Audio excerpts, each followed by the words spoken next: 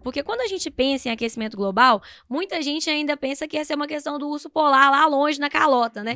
Não. Mas a verdade é que aquecimento global é o fato de que a gente estava em novembro do ano passado, em outubro do ano passado, com uma falta de chuva tão grande que precisou daquela bandeira vermelha caríssima na conta de energia e que a gente começou o ano com chuvas tão fortes que desabrigaram pessoas.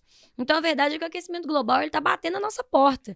Uma outra conversa que a gente pode ter para provar isso é com qualquer amigo que tem produtor rural na família. A galera que planta a nossa comida não está conseguindo plantar por causa das variações climáticas. Esse é um dos motivos da alta dos alimentos. Então, a questão ambiental é urgente para a nossa sobrevivência. E isso só vai ser obtido no dia em que a gente entender a perspectiva de saúde integral.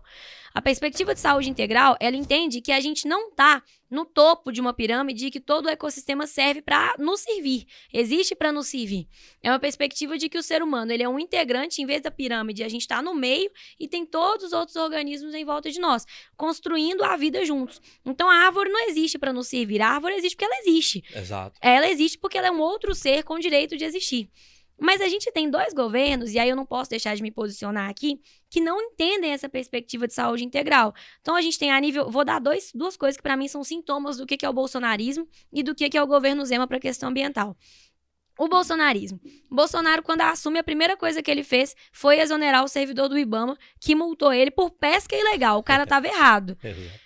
A questão lá a nível de Estado. O Zema, é muito fácil não usar fundo eleitoral e receber doação de dono de mineradora, né? A campanha vai ter que ser paga, então é melhor vender o mandato. E isso explica a questão da Serra do Curral. A gente percebeu através de investigações jornalísticas, mais uma vez, nosso Viva Imprensa, né? Investigações jornalísticas provaram que o Zema recebeu, acho que foi R$600 mil para a campanha dele, se eu não me engano, de donos de mineradoras. E aí agora a Serra do Curral está sendo entregue a bel prazer, mesmo com manifestações, mesmo com insatisfação popular, mesmo com todo o posicionamento de políticos relevantes do nosso estado. Então, a gente entende que, sem uma perspectiva de saúde integral, que coloque o ser humano como parte de um ecossistema que tem que ser preservado porque a emergência climática já chegou, nada vai mudar. Então, por exemplo, para Minas Gerais, o Cerrado vai acabar.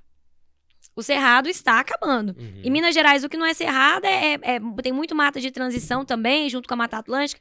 A gente precisa, por exemplo, de uma proteção para o Cerrado aos moldes do que foi feito para a Mata Atlântica. Porque o resto, os 4% de Mata Atlântica que a gente ainda tem, é por causa da lei da Mata Atlântica. Então, quem vai pensar mesmo para que a gente consiga ter o Cerrado protegido e mantido? Já que lá a gente tem, inclusive, espécies que podem conter fármacos, bioprodutos, um monte de coisa espetacular que a gente sequer estudou ainda. Então, a questão ambiental só vai ser superada, para sintetizar minha fala, com a gente derrubando o bolsonarismo, derrubando o Zema e elegendo um parlamento comprometido. Porque no mundo inteiro a gente está vendo os verdes ganharem o parlamento.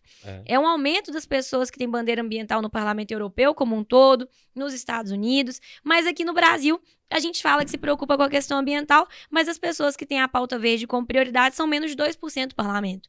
Isso só vai mudar com a eleição de pessoas, porque o parlamento é um espaço de disputa. E lá, a bancada do agro, que é contra o pequeno produtor rural, eles falam que alimentam o Brasil, mas exportam muito, eles são contra o pequeno produtor, contra esses que nos alimentam, eles estão aí, passando a boiada, literalmente. A bancada do agro é para os grandes, né? É pros gigantes, né? E eu entendo pro produtor rural lá, né? Que é quem nos alimenta. Que é quem nos alimenta. Então, por exemplo, o atual ministro da Agricultura, agora que a Tereza Cristina saiu, porque provavelmente vai concorrer novamente. O atual ministro da Agricultura é o Marcos Montes. O Marcos Montes, ele é o cara que em 2012 votou contra a PEC do trabalho escravo. Eu postei sobre isso hoje no Twitter. Porque a PEC do trabalho escravo em 2012 previa que todos os produtores rurais que fossem autuados pelo Ministério do Trabalho com trabalhadores em situação análoga à escravidão teriam suas terras expropriadas automaticamente. Só 29 deputados federais votaram contra. Um deles foi o Marcos Montes, que hoje é o nosso ministro da Agricultura. Então, olha como é que a questão sócio e ambiental, elas são coladas, costuradas.